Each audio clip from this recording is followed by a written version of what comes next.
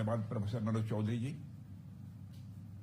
गतिशक्ति विश्वविद्यालय के चांसलर और कैबिनेट के मेरे साथी श्री अश्विनी वैष्णव जी, बड़ौदा के सांसद एवं गतिशक्ति विश्वविद्यालय के court member doctor Hemangi Joshi, Baroda की राजमाता और गतिशक्ति विश्वविद्यालय की कोर्ट मेंबर श्रीमती शुभांगिनी राजे गायकवाड़ जी, गतिशक्ति विश्वविद्यालय के vice chancellor professor Manoj Chaudhary ji, university की एग्जीक्यूटिव काउंसिल एवं एकेडमिक काउंसिल के मेंबर्स, यूनिवर्सिटी के registrar, deans, students, faculty members and staff और अन्य मौजूद वहां पर सम्मानित अतिथिगण, सबसे पहले तो मैं विश्वविद्यालय परिवार से क्षमा चाहता हूं कि अपना कार्यक्रम इस दीक्षांत समारोह के लिए देने के बावजूद मैं उपस्थित नहीं हो सका।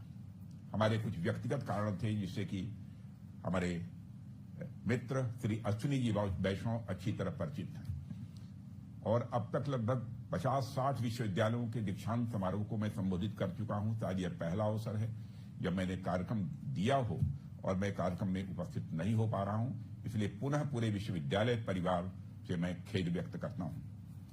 साथियों, गुजरात एक ऐसी भूमि है जिसने देश को विचार भी दिए हैं और विचारधारा भी दी है और नेतृत्व भी दिया है। यह वह धरती है जहां महर्षि दयानंद सरस्वती ने सामाजिक जागरण की मशाल जलाई, जहां सरदार वल्लभ भाई पटेल ने देश को एकता के सूत्र में बांधने का कार्य किया और इसी गुजरात में श्री नरेंद्र मोदी जी जैसा एक दूरदर्शी नेतृत्व दिया जो इस देश की राजनीति में विकास और राष्ट्रहित की एक नई परिभाषा गढ़ने में कामयाबी हासिल की है। यदि मैं स्पेसिफिकली बड़ौदा की बात करूं तो यह मुझे केवल एक शहर नहीं लगता, बल्कि यह ज्ञान, संस्कृति और टेक्नोलॉजी का एक अद्भुत संगम लगता है। साथियों, समय समय पर मैं देश के अनेक विश्वविद्यालयों और तकनीकी संस्थाओं में जाता रहता हूं। आईआईटीज, आईआईएम्स, मेडिकल और इंजीनियरिंग कॉलेज, हर जगह मुझे एक नई ऊर्जा दिखाई देती है। हर संस्थान अपने स्तर पर भारत को एक नई दिशा देने का प्रयास कर रहा है। हमारे युवा देश को जिस गति से शक्ति प्रदान कर रहे हैं, उसकी जितनी भी प्रशंसा की जाए वह कम है।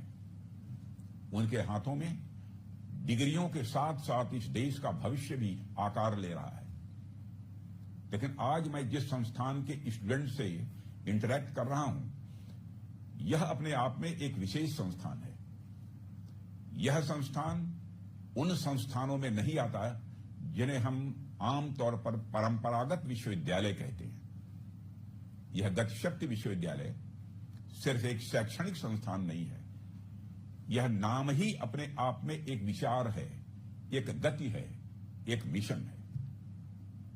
यह भारत को तेज, संगठित और समन्वित रूप से आगे बढ़ाने की राष्ट्रीय आकांक्षा को मूर्त रूप दे रहा है। यह विश्वविद्यालय अपने नाम की तरह ही गति और शक्ति दोनों का सजीव उदाहरण है। साथियों, आपके संस्थान की एक विशेषता यह भी है कि यह शुद्ध रूप से अप्लाइड नॉलेज पर विशेष रूप से बल देता है। यहां केवल किताबी ज्ञान नहीं, बल्कि वास्तविक समस्याओं के समाधान सिखाए जाते हैं। यही विशेषता इस देश के अन्य विश्वविद्यालयों से इसे अलग बनाती है। यहां जो कुछ भी आपको सिखाया गया वो सिर्फ किताबों तक सीमित नहीं रहा। आपने सीखा है कि असली दुनिया में चीजें कैसे काम करती हैं, चाहे वो रेलवेज हो, इंजीनियरिंग हो, लॉजिस्टिक्स हो, आर्टिफिशियल इंटेलिजेंस हो या डाटा साइंस हो। और यही बात इस विश्वविद्यालय को बाकी संस्थानों से काफी हद तक अलग बनाती है। मुझे पूरा विश्वास है कि आप में से हर एक छात्र अब जहां भी जाएगा वहां अपने काम से, अपने व्यवहार से और अपने नजरिए से कुछ न कुछ नया जरूर करेगा। आज आप सभी छात्र लॉजिस्टिक्स के मामले में एक तरह से देश के सबसे प्रतिष्ठित स्टडी सेंटर्स में से एक गतिशक्ति विश्वविद्यालय से डिग्री प्राप्त कर रहे हैं।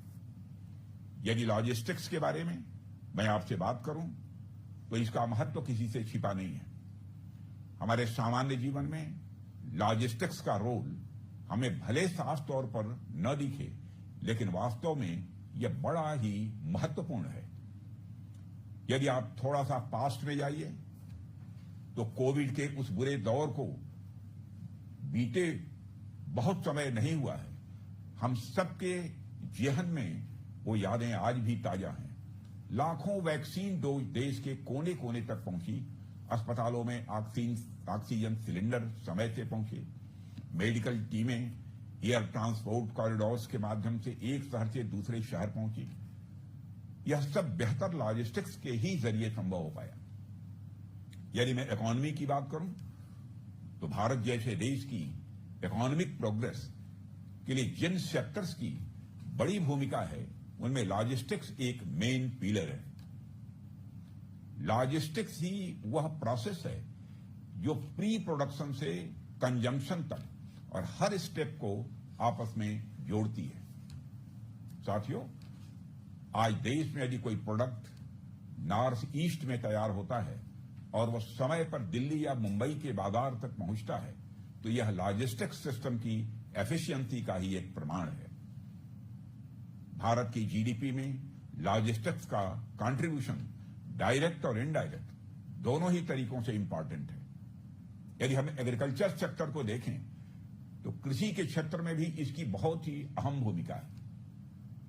समय पर बीज और खाद पहुंचाना हो या अपनी उपज को मंडी तक सुरक्षित ले जाना हो, यह सब लॉजिस्टिक्स के माध्यम से ही संभव है। मैन्युफैक्चरिंग सेक्टर में तो लॉजिस्टिक्स रॉ मटेरियल्स को प्रोसेसिंग यूनिट्स तक से पहुंचाने से लेकर फाइनल प्रोडक्ट्स को कस्टमर तक पहुंचाने में अपनी भूमिका निभाता ही है। साथ ही सर्विस सेक्टर में भी हमें यही देखने को मिलता है। कोई व्यक्ति सुबह से लेकर शाम तक घर से निकलकर ऑफिस जाने और ऑफिस से वापस घर आने तक में लॉजिस्टिक्स का ही सहारा लेता है। साथियों, हम सभी अपने दैनिक जीवन में जाने अनजाने लॉजिस्टिक्स की प्रोसेस से जुड़े रहते हैं। जब आप ऑनलाइन कोई सामान ऑर्डर करते हैं, फल, सब्जी या दवा ऑर्डर करते हैं, जब सरकार गांव तक खाद और बीज पहुंचाती है, जब किसी प्राकृतिक आपदा के बाद राहत सामग्री पर समय पर पहुंचती है, तो ये सारी चीजें लॉजिस्टिकल इंटेलिजेंस और मजबूत डिस्ट्रीब्यूशन नेटवर्क का ही परिणाम होती हैं। और ये सारी चीजें हमें बताती हैं कि आज के युग में यदि हमें ग्लोबल कंपटीशन में टिके रहना है, तो लॉजिस्टिक्स उसके लिए सबसे महत्वपूर्ण है। जब से मानव सभ्यता की शुरुआत हुई है, एक्सचेंज ऑफ गुड्स भी उसका एक बड़ा भाग रहा है। प्रारंभ से ही मनुष्य ने दूर दूर तक ट्रेड करने का कार्य किया है। ऐतिहासिक रूप से ट्रांसपोर्ट टेक्नोलॉजी ने हमेशा सेंटर्स ऑफ कॉमर्स को प्रभावित किया है। जब हाथ से जहाजों पर सामान लादा जाता था, फैक्ट्रीज अक्सर कोस्ट के आसपास बनाए जाते थे, क्योंकि ट्रांसपोर्टेशन की लागत ज्यादा होती थी और डिलीवरी धीमी होती थी। शिपिंग कंटेनर के आगमन के साथ फैक्ट्रीज भीड़ भाड़ वाले शहरी बंदरगाहों से दूर और सस्ते संस्थानों पर स्थानांतरित होने लगी। अब कुछ ऐसा ही लॉजिस्टिक्स सेंटर्स के आसपास हो रहा है। Global economy runs on logistics. कंपनियां अपने ऑपरेशंस को ऐसे लॉजिस्टिक्स सेंटर के पास स्थानांतरित कर रही हैं जहां ऑर्डर प्रोसेस करना सुगम और लॉजिस्टिक्स कॉस्ट कम हो। आज जहां लॉजिस्टिक्स कॉस्ट कम होती है, कंपनीज वहां ज्यादा इन्वेस्ट कर रही हैं। 2014 से सरकार ने ईज ऑफ लिविंग और ईज ऑफ डूइंग बिजनेस दोनों को बेहतर बनाने पर विशेष बल दिया है और इसके लिए हमने नेशनल लॉजिस्टिक्स पॉलिसी भी लॉन्च की है। पिछले 11 वर्षों में भारतीय बंदरगाहों की कुल क्षमता में काफी वृद्धि हुई है। कंटेनर जहाजों का औसत टर्न अराउंड टाइम लगभग आधा हो गया है। कई कार्गो टर्मिनल्स का निर्माण किया गया है। मल्टी मॉडल लॉजिस्टिक्स हब बनाए जा रहे हैं। इसलिए आज भारत एक ग्लोबल मैन्युफैक्चरिंग हब के रूप में उभर रहा है। पिछले 11 वर्षों में भारत ने इंफ्रास्ट्रक्चर डेवलपमेंट के क्षेत्र में एक युगांतकारी परिवर्तन देखा है। प्रधानमंत्री गति शक्ति नेशनल मास्टर प्लान के तहत railway, roads, ports, waterways, airports, mass transport और लॉजिस्टिक्स इंफ्रास्ट्रक्चर जैसे विकास के 7 शक्तिशाली स्तंभ मिलकर भारत की अर्थव्यवस्था को एक मजबूत नींव दे रहे हैं। साथियों, प्रधानमंत्री गति शक्ति केवल एक योजना नहीं बल्कि एक दृष्टिकोण है, एक विजन है जो कटिंग एज टेक्नोलॉजी और डाटा बेस्ड प्लानिंग के जरिए इंफ्रास्ट्रक्चर को फ्यूचरिस्टिक बना रहा है। अब ट्रांसपोर्ट सिर्फ गंतव्य तक पहुंचने का साधन नहीं रहा बल्कि ease of doing business, job creation और रीजनल डेवलपमेंट का आधार बन चुका है। पिछले 11 वर्षों में भारत ने अनप्रेसिडेंटेड इंफ्रास्ट्रक्चर डेवलपमेंट किया है। एक हॉलिस्टिक और इंटीग्रेटेड अप्रोच के साथ चल रहे इस परिवर्तन की बुनियाद महत्वपूर्ण पॉलिसी रिफॉर्म्स और मिशन मोड प्रोजेक्ट्स में रखी गई है और इसका प्रभाव केवल फिजिकल कनेक्टिविटी तक सीमित नहीं रहा है बल्कि इसने इकोनॉमिक प्रोडक्टिविटी को बढ़ाया है, लॉजिस्टिक्स कॉस्ट को घटाया है तथा सर्विस डिलीवरी को भी बेहतर बनाया है। 17 सितंबर 2022 को शुरू की गई national logistics policy NLP Bharat की आर्थिक वृद्धि को गति देने के लिए एक प्रमुख पहल है, ऐसा मैं मानता हूं।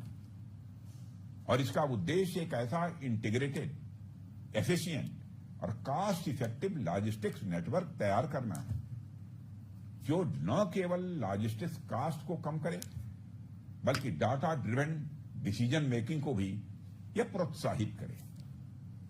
साथियों, नीति का लक्ष्य मौजूदा 13 to 14% लॉजिस्टिक्स कॉस्ट को विकसित देशों के स्तर तक लाना है।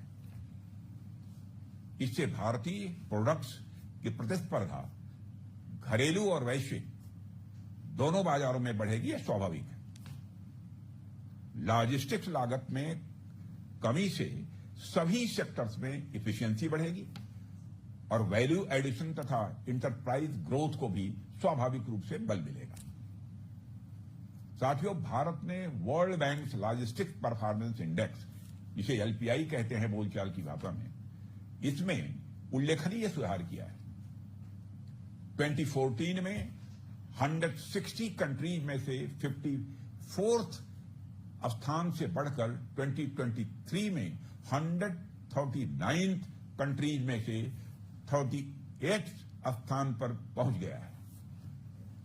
एलपीआई 2023 रिपोर्ट में विश्व बैंक ने भारत की उन कोशिशों को सराहा है जिनमें सॉफ्ट और हार्ड इंफ्रास्ट्रक्चर में निवेश शामिल है, जैसे देश के दोनों कोस्टल एरियाज के पोर्ट्स को अंदरूनी आर्थिक क्षेत्रों से जोड़ना और सप्लाई चेन डिजिटाइजेशन को आगे बढ़ाना। ये सारे प्रयास भारत को एक मजबूत और आधुनिक लॉजिस्टिक्स हब में बदलने की दिशा में मैं मानता हूं कि एक निर्णायक कदम है।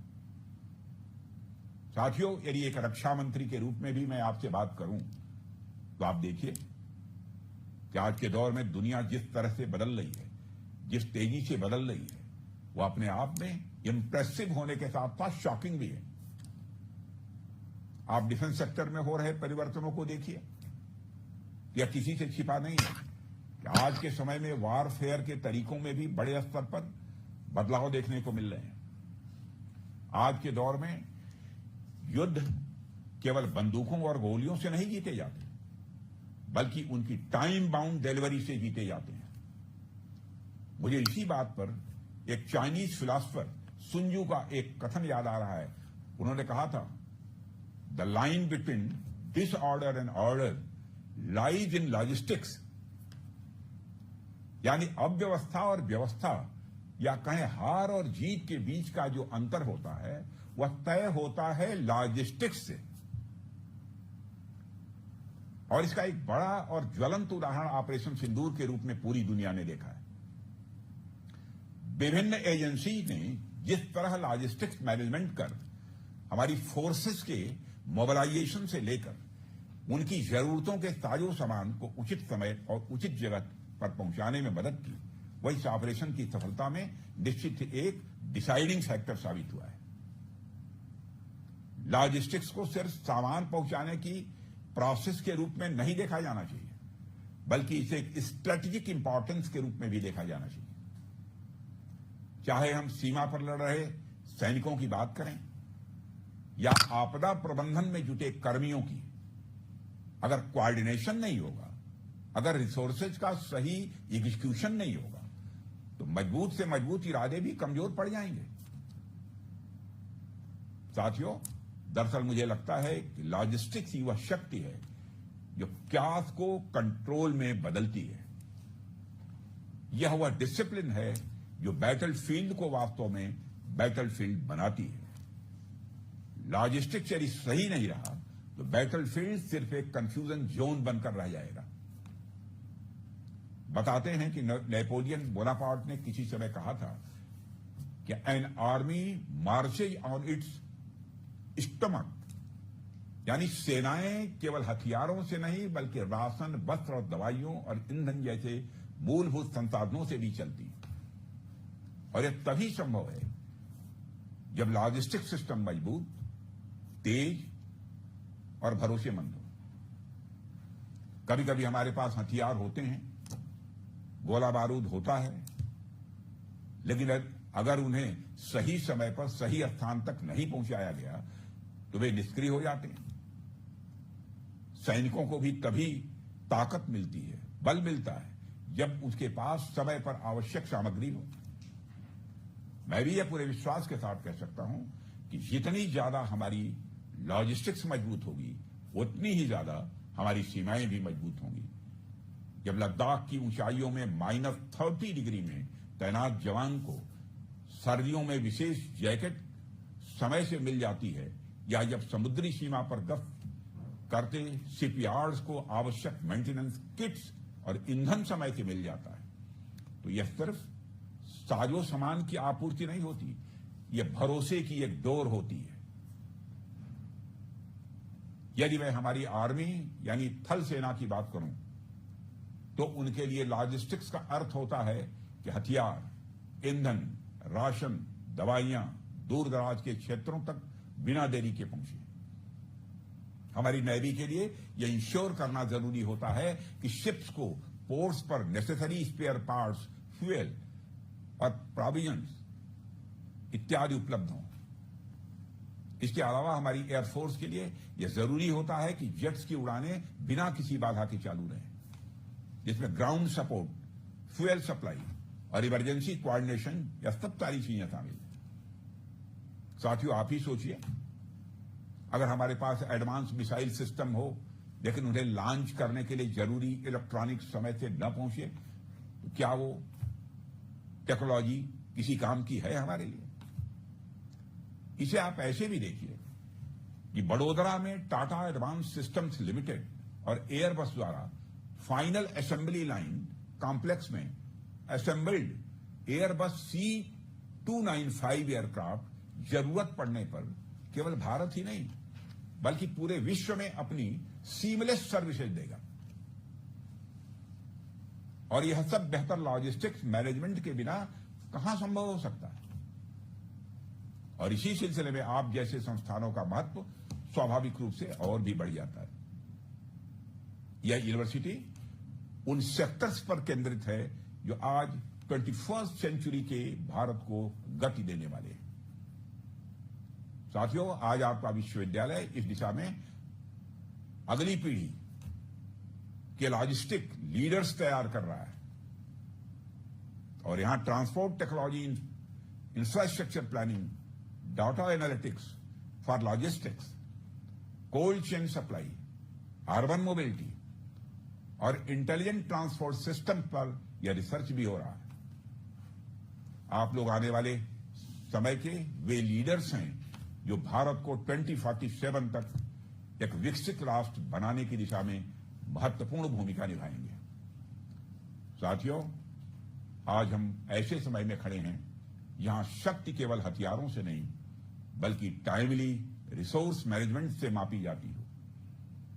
युद्ध हो, आपदा हो या वैश्विक महामारी, हर बार यह सिद्ध हुआ है कि जो राष्ट्र अपनी लॉजिस्टिक्स चेन को मजबूत रखता है वही सबसे स्टेबल, सिक्योर और कैपेबल होता है। हमारे प्रधानमंत्री जी के दूरदर्शी विजन से शुरू हुई यह पीएम गति शक्ति योजना भी इसी लॉजिस्टिक्स इंटीग्रेशन की सोच का ही मैं समझता हूं कि एक एक्सपेंशन है, इसका विस्तार है। चाहे रेल मार्ग हो, सड़क मार्ग हो, जल मार्ग हो या हवाई यातायात, इन सारे सेक्टर्स को एक दूसरे से जोड़कर एक मल्टी मॉडल लॉजिस्टिक्स इकोसिस्टम तैयार किया जा रहा है और उसमें हमारे मंत्रिमंडल के साथी अश्विनी कुमार जी बहुत ही महत्वपूर्ण भूमिका निभा रहे हैं और मुझे लगता है कि इसमें आपके जैसे स्पेशलिस्ट की जरूरत और भूमिका दोनों बहुत ही महत्वपूर्ण है। और आज के दौर में digitisation, automation, real time tracking, artificial intelligence enabled logistics, forecasting और सस्टेनेबल फ्रेट सिस्टम्स, यह सब भारत की नेशनल नेसेसिटी बन गई है और मुझे प्रसन्नता हो रही है, गर्व है।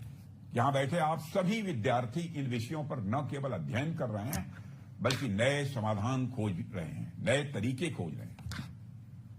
साथियों, मैं स्वयं एक शिक्षक रहा हूं, इसलिए आज भी जब छात्र छात्राओं के बीच आता हूं तो भीतर से वही भाव स्वाभाविक रूप से जगता है जैसे कोई शिक्षक अपने छात्रों से संवाद कर रहा हो। मेरा ऐसा मानना है कि राष्ट्र निर्माण की सबसे पहली ईंट शिक्षा से ही रखी जाती है। आज इस विश्वविद्यालय में आकर मैं न केवल शैक्षणिक विकास देख रहा हूं बल्कि उस आत्मनिर्भर भारत की झलक भी मैं यहां से देख रहा हूं जिसकी नींव आपके जैसे युवा छात्र और आपके शिक्षक रख रहे हैं। आज का दिन कोई साधारण दिन नहीं है, आज का दिन बहुत खास है। सिर्फ इसलिए नहीं कि आज आपको डिग्रियां दी जा रही हैं बल्कि इसलिए कि आज से आप सभी की जिंदगी का एक नया अध्याय प्रारंभ हो रहा है। यहां की पढ़ाई पूरी करने के बाद आप एक ऐसे रास्ते पर चलने जा रहे हैं जहां आपका ज्ञान, आपकी सोच, आपकी मेहनत, सब कुछ असली मायनों में यह परखा जाएगा। अब तक जो आपने सीखा है, अब समय है उसे दुनिया के सामने साबित करने का। यहां से निकलने वाले छात्रों को मैं यही कहना चाहूंगा कि अपने ज्ञान को केवल नौकरी की सीमा में मत बांधिएगा। आप प्रॉब्लम सॉल्वर्स बनिए।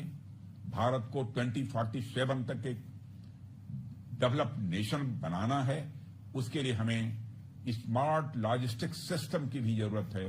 और जब तक देश में गुड्स, सर्विसेज और लोग ये तीनों तेजी से और आसानी से मूव नहीं करेंगे तब तक कोई भी देश विकसित नहीं बन सकता है।